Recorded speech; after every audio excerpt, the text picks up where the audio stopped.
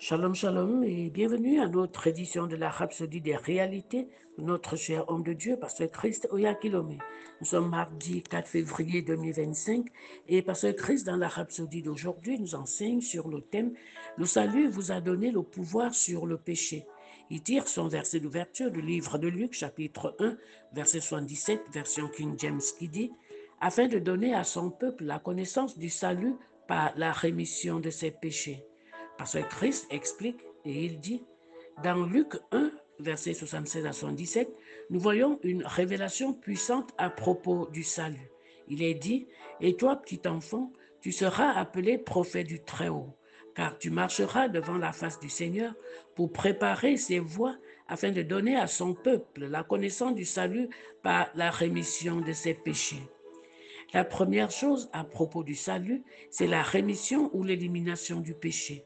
C'est très important car sans cette compréhension, beaucoup ont une vie qui ne reflète pas le véritable changement qu'apporte le salut. Dans Acte 3, versets 25 à 26, l'apôtre Pierre s'adressait à la congrégation juive, leur rappelant la promesse faite par Dieu à ses ancêtres. Il a déclaré qu'ils étaient les enfants des prophètes et de l'alliance faite avec leurs ancêtres. Pierre a expliqué, c'est à vous premièrement que Dieu, ayant suscité son Fils Jésus, l'a envoyé pour vous bénir, en détournant chacun de vous de ses iniquités. Acte 3, verset 26, version King James. Ce verset révèle un autre aspect crucial du salut, la bénédiction d'être détourné du péché. Dieu nous a bénis en envoyant Jésus pour nous détourner de nos iniquités. Vous ne pouviez pas le faire de vous-même. Vous pourriez avoir lutté contre le péché, mais lorsque vous avez reçu le salut, vous avez reçu le pouvoir sur le péché.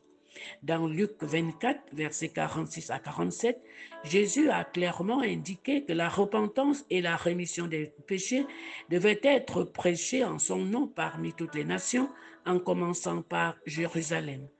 Ainsi, il est écrit que le Christ souffrirait et qu'il ressusciterait des morts le troisième jour, et que la repentance et la rémission des péchés seraient prêchées en son nom à toutes les nations, à commencer par Jérusalem.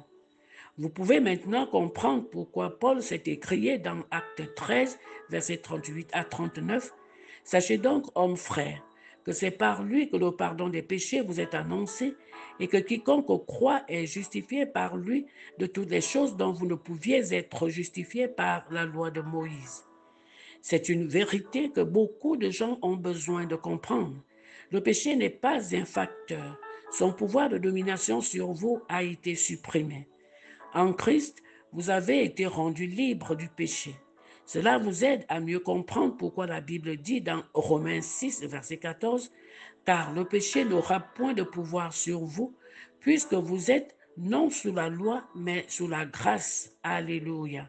Nous prenons la prière et vous allez dire après moi à haute intelligible voix, « Cher Père, je marche dans la liberté de ta grâce, sachant que le péché ne domine pas sur moi. Par le sacrifice de Jésus, j'ai été rendu juste, justifié et sanctifié. Je vis dans la conscience de cette victoire, libre de toute culpabilité, marchant dans la plénitude des bénédictions du salut. Au nom de Jésus, Amen. Alléluia. Je vous invite maintenant à l'étude approfondie dans le livre de Colossiens 1, versets 13 à 14, le livre de Romains 3, versets 21 à 25, et le livre de Romains 6, versets 6 à 7, gloire à Dieu. Pour